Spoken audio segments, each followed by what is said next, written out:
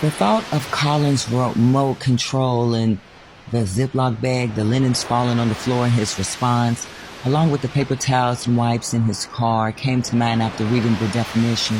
Zeus must already know this about his close friend, I thought to myself. When Zeus ended his business call, he asked, smiling, "So what do you think of Colin?" Chapter 43. The weekend flew by.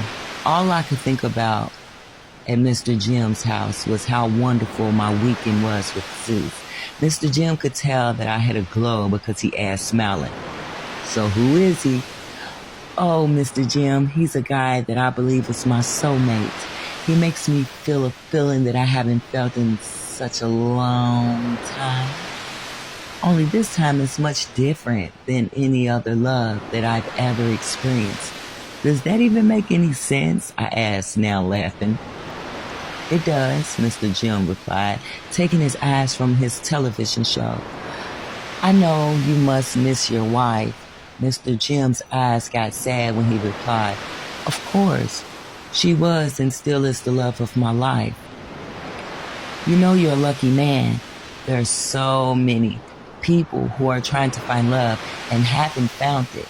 There's a song by Bobby Caldwell called "What You Won't Do for Love."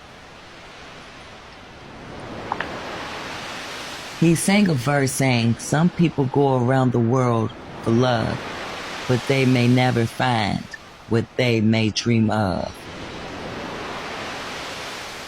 Mr. Jim's eyes lit up, just knowing he was and still is a very lucky man. When he turned his attention back to his show, I knew that was my cue to leave him alone.